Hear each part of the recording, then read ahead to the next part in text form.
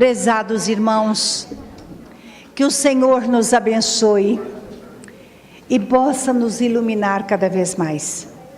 Nós vamos começar o nosso Evangelho, mas antes eu gostaria de dar alguns recados. Primeiro, a Vera, a nossa companheira, justamente com a Margarida, com outra companheira que trabalha no bazar, está convidando quem puder, durante a semana, vir fazer parte desse trabalho. Então, dei o recado. Depois, dia 26 de abril, nós vamos ter a presença do Paulo Neto de novo, aquele médium de cura, que, afinal, tem acontecido coisas tão maravilhosas nessa casa. E que ele não dispensa os demais médiuns que trabalham aqui. No dia 1º de maio, as pessoas estão me procurando e perguntando sobre a caravana. Essa caravana 1º de maio não é a do Vanderlei, não é.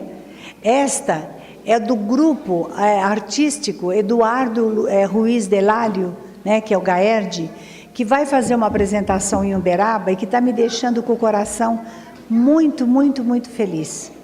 Porque há muito tempo se cogitou de levar os meninos, né, Aline, para fazer a apresentação de uma peça. Porque aqui eles só representam através da psicografia do Chico.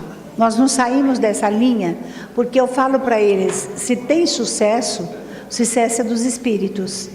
Que nem Retrato de Maria, é psicografia da Maria Dolores. E é lindíssimo.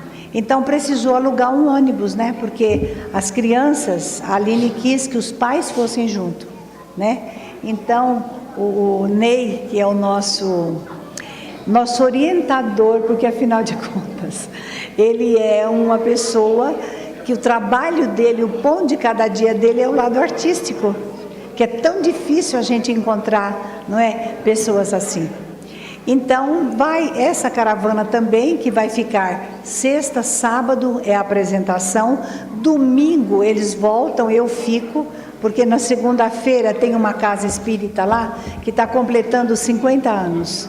Então, eu fui gentilmente convidada para poder falar com os nossos irmãos, e depois eu chego na terça-feira de manhã.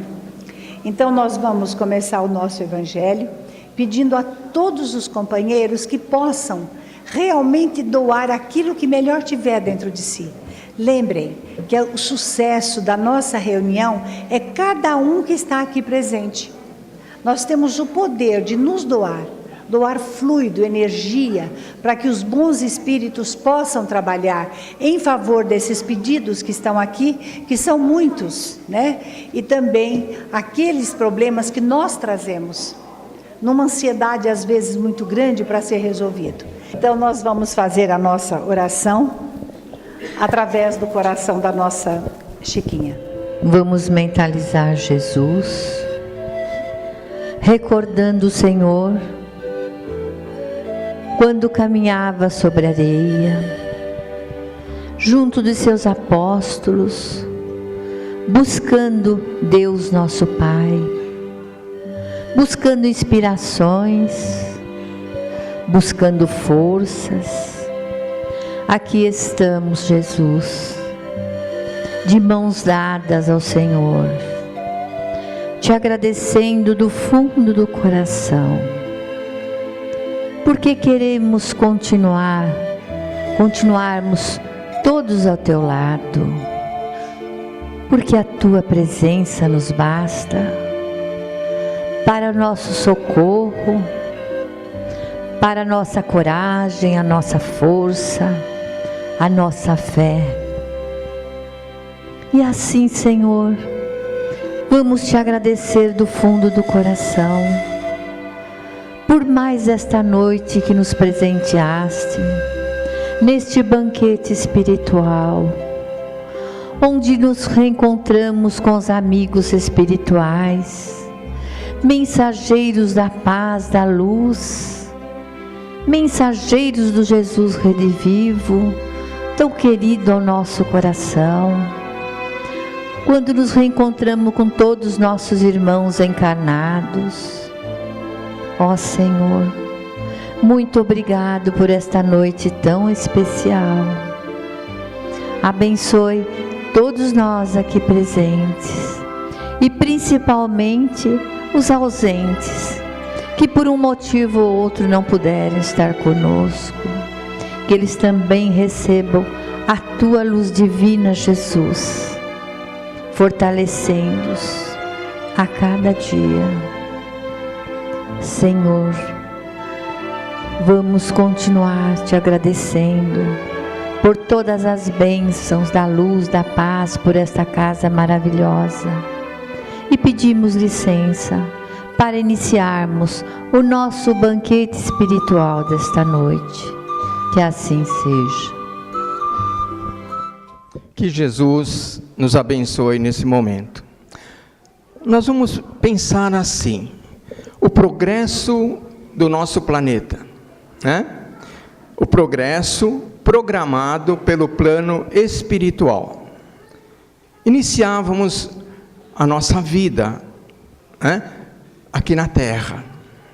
As primeiras mensagens do plano espiritual foram trazidas à Terra pelos Espíritos, através da mediunidade de Moisés, preparando todo o povo judeu para que ele entendesse a unicidade de Deus. Porque aqueles povos todo politeístas, não é? Era preciso unificar isso. Essa unificação era uma preparação do povo judeu para a recepção do Espírito de maior escalão, que já reencarnou aqui na Terra, Jesus.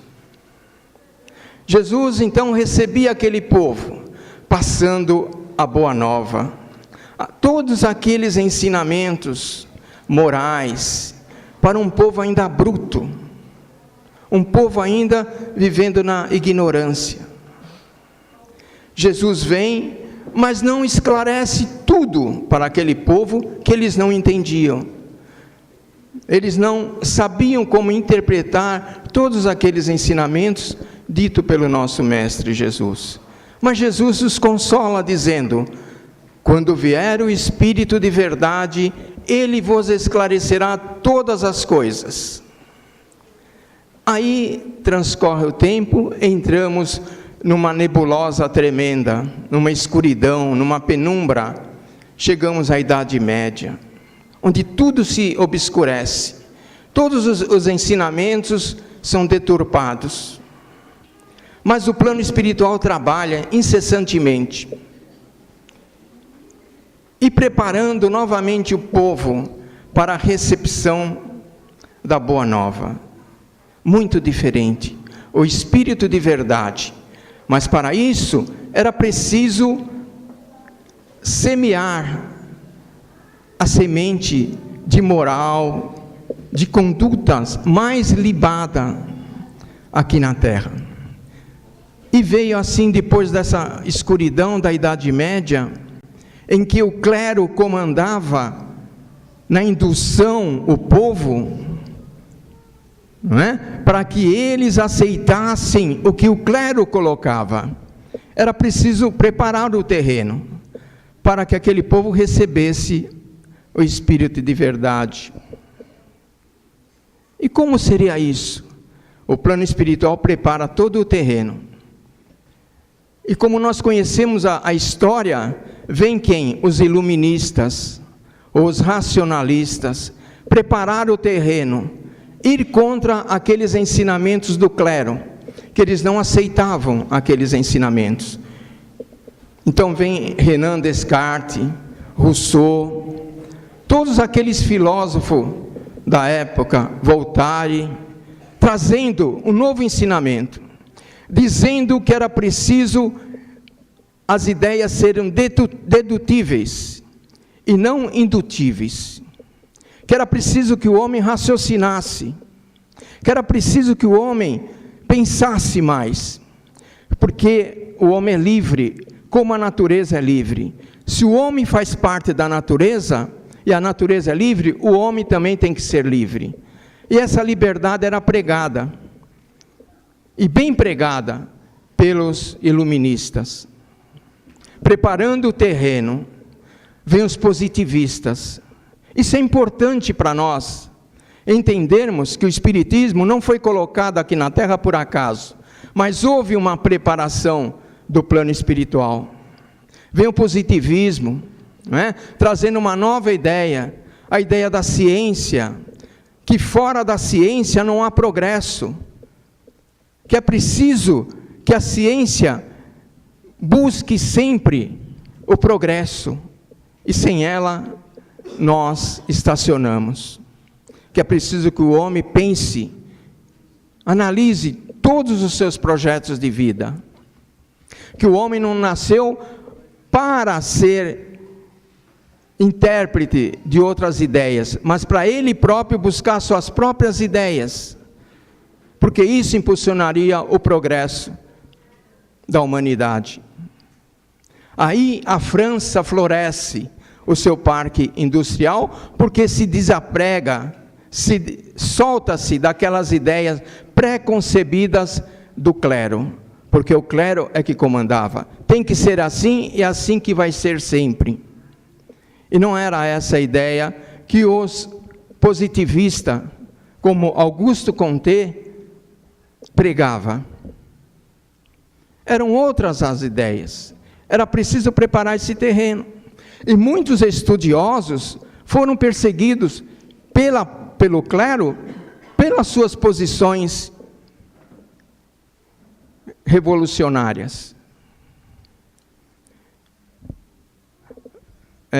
Mesmer, que foi um médico, ele descobriu o magnetismo animal. E como médico, ele começava a praticar esse magnetismo animal. E ele foi perseguido pelo clero. Os outros cientistas o desprezaram também. Isso é importante nós falarmos do magnetismo animal, porque a doutrina espírita o emprega até hoje. Nós o empregamos, esse magnetismo animal, através do passe. E vejam como era importante. Isso foi em 1757 que Mesmer iniciou toda essa sua tarefa. Era uma preparação. Aí surge 3 de outubro de 1804. Reencarna-se Hippolyte Denisard Léon Rivail. Esse garoto reencarnando aqui na Terra, esse espírito reencarnando aqui na Terra, numa família de magistrado, faz os seus primeiros estudos na França. Mas havia uma necessidade muito grande de que ele, porque era uma necessidade do próprio espírito de aprender mais e mais. Então o que ele buscava? Buscou a cidade de Yverdon, na escola de Pestalozzi.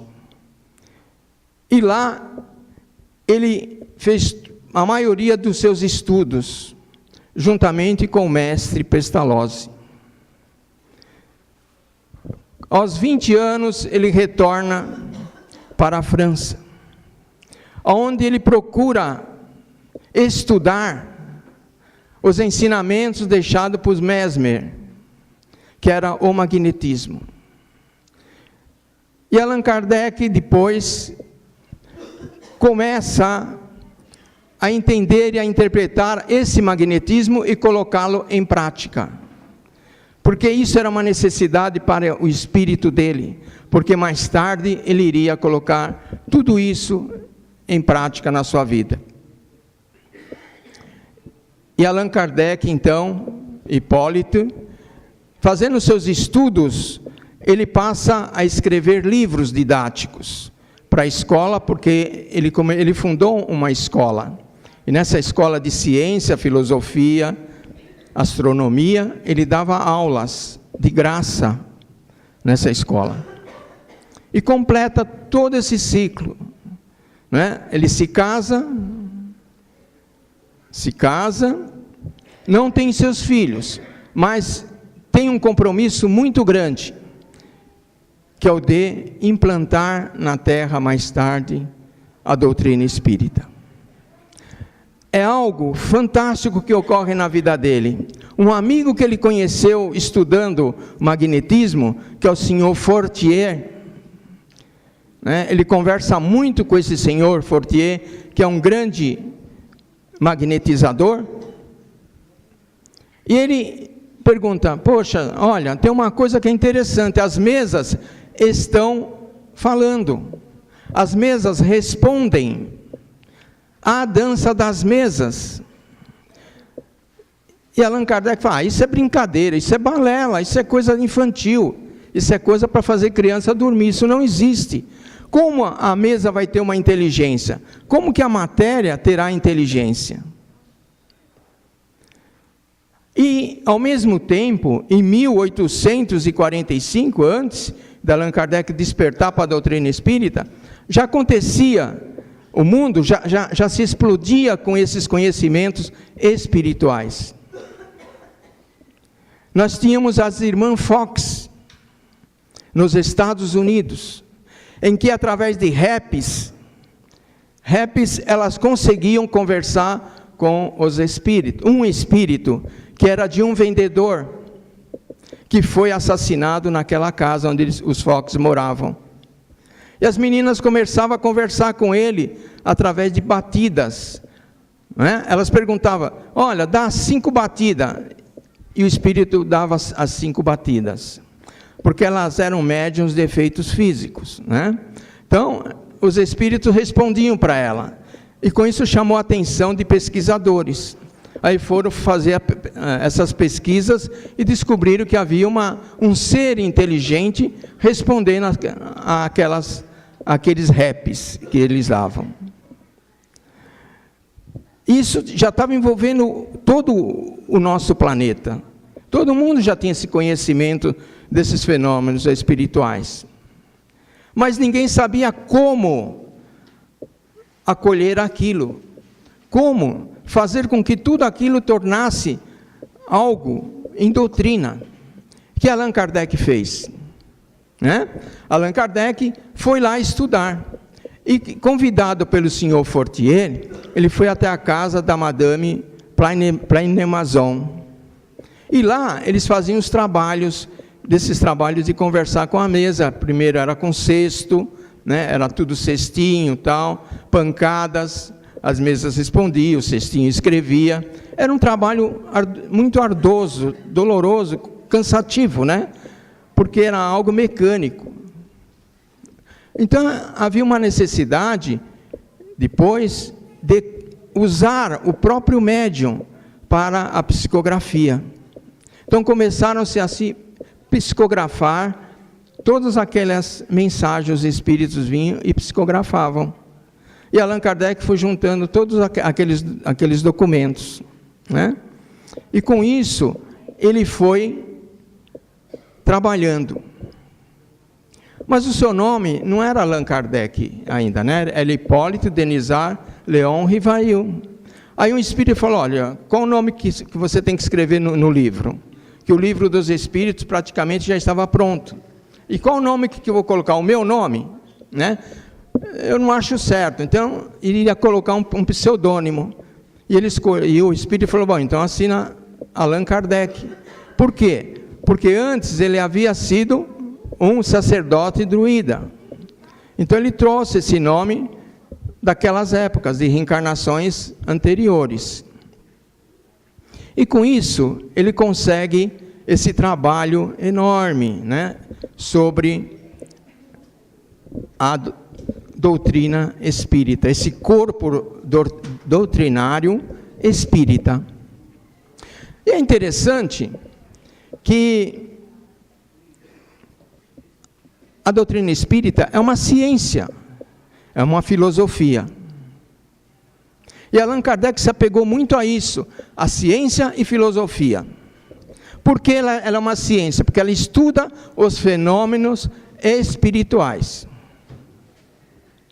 Né? Por exemplo, para que nós estudemos os astros, nós utilizamos de qual instrumento? O telescópio. Para que nós estudemos o infinitamente pequeno, nós utilizamos o microscópio. Qual é o instrumento que Allan Kardec utilizou para suas pesquisas, para suas experimentações sobre os fenômenos espirituais? Um instrumento fácil, né? Tem muito, não tem custo nenhum. Olha só que interessante.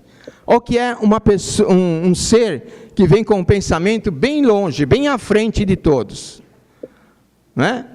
É um instrumento farto, né? O mundo todo tem, de graça, sem gastar nada. A mediunidade. Olha que instrumento maravilhoso ele utilizou. A mediunidade.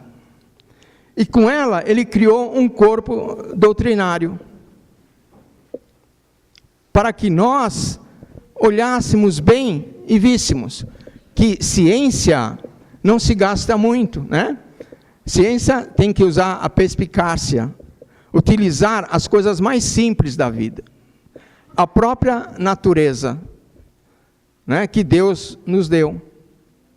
Algo simples. Como ele já tinha conhecimento do magnetismo animal, para ele era bem mais fácil isso. Como é que as mesas respondiam? Era o magnetismo. Não é?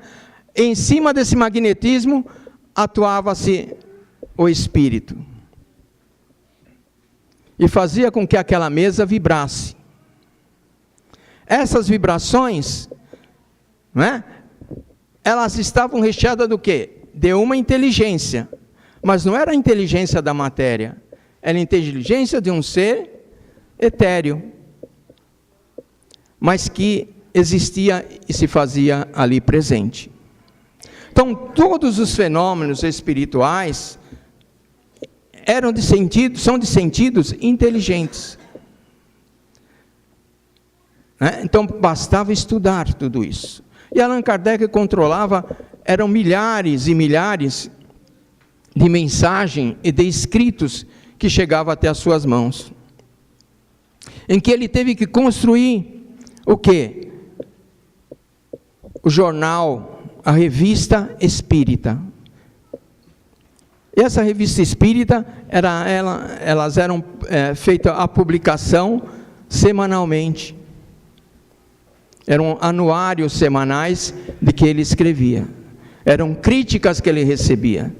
E nós falamos uma outra coisa interessante. O parque industrial, né, na França, na época da industrialização da França, ela foi tão importante, aquele fulgor industrial, o seu parque industrial da época, que a gente estudou isso na escola e a gente passava despercebido. Para que eu vou aprender essas coisas? E o quanto isso era útil?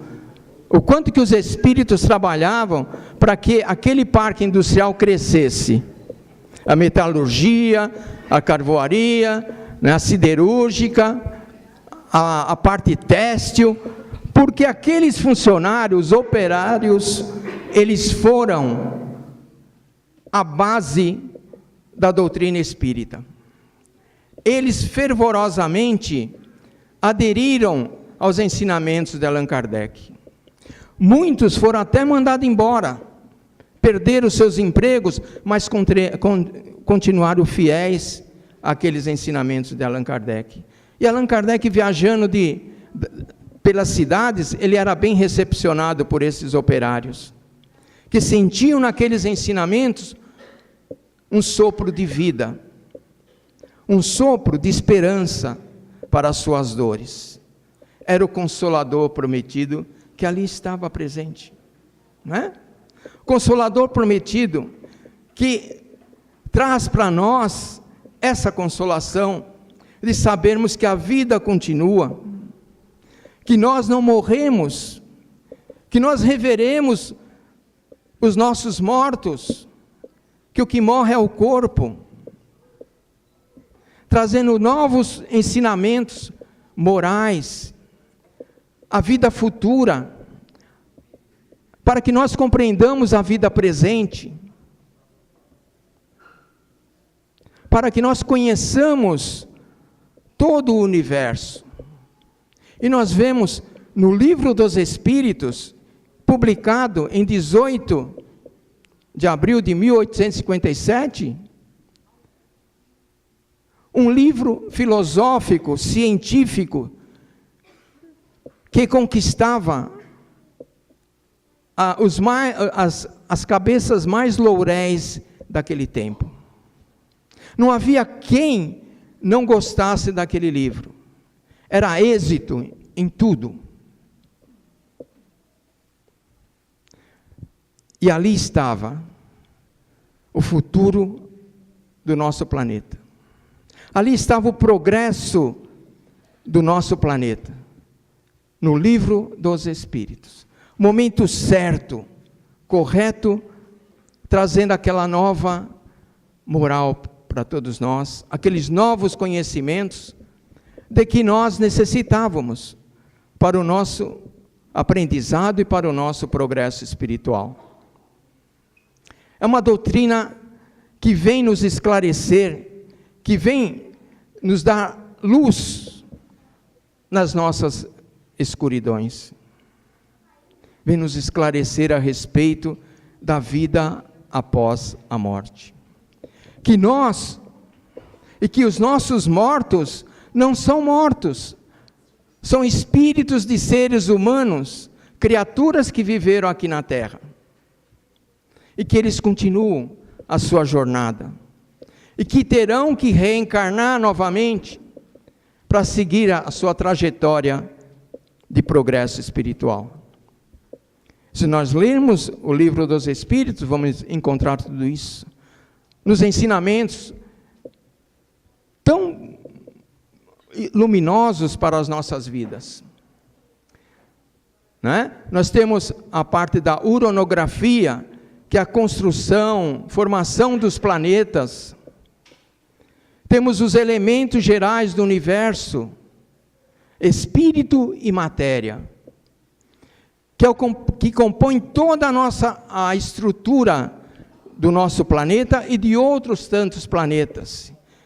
Que o mesmo átomo que habita a pedra, é o mesmo átomo que habita o nosso corpo.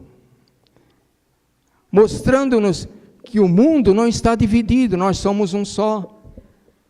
Que não existe raças, como a nossa ciência agora acabou de descobrir, não é? Através do DNA, que não existe cor. Porque todos nós somos provenientes de um único, né? De uma única célula, de um único DNA, que não existe cor. Então, graças a Deus, nós temos a nossa irmã Lucy, de 2.200.000 anos que descobriram o fóssil, era a nossa irmã mais velha, nós somos o caçula, estamos aqui. E tudo isso nós vamos encontrar aonde? No Livro dos Espíritos, em que os Espíritos discorrem a respeito de todas essas formações geológicas, fósseis, que tanto nós precisamos para o nosso entendimento, para a nossa compreensão. A lei do amor, a lei do progresso, a lei do trabalho, tudo isso faz parte de um contexto que o plano espiritual traz para nós, para que nós possamos progredir. E Allan Kardec, então, continua a sua tarefa, a sua jornada, construindo mais e mais obras para o nosso entendimento, para a nossa compreensão. Então nós temos o Pentateuco, assim como a Bíblia tem o seu Pentateuco, nós também temos o nosso, não é? A doutrina espírita tem o Pentateuco, que são as 5 obras mais importantes dentro da doutrina espírita. Não é? Que seriam elas quais? O Livro dos Espíritos, o Livro do Médium, a Gênese, não é? O Livro dos Médiuns, e o outro, qual que é? Deixa eu ver, agora esqueci. Mas são 5 obras, e a Gênese, né? Então, essas 5 obras espíritas têm para nós um apanhado assim enorme para que nós possamos traçar os nossos conhecimentos. E Allan Kardec, então, tem um amigo na Espanha, e ele remete 300 obras espíritas para a Espanha. 9 de outubro de 1861. A ignominia do clero novamente reage. E nós vamos ter aí o auto de fé, em que o bispo de Barcelona confisca todas essas obras e vai para a Inquisição, e lá essas obras são condenadas à fogueira. Allan Kardec quer recorrer, porque ele diz que pagou todas a alfândega, não restou nada sem ser pago. Eles não teriam o direito de confiscar essas obras. E ele até estava propenso a procurar o consulado para que intercedesse, para que eles devolvessem essas obras. Aí o Espírito diz para ele: não, a maior propaganda da doutrina espírita será essa. E realizou-se então o auto de fé de Barcelona, em que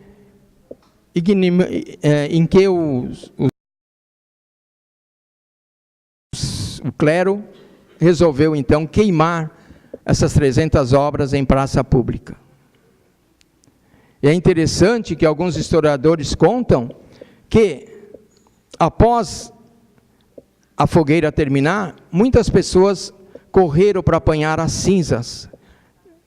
Isso foi algo fantástico, porque no dia seguinte, todos queriam ver essa obra, principalmente o Livro dos Espíritos e o Livro dos Médiuns.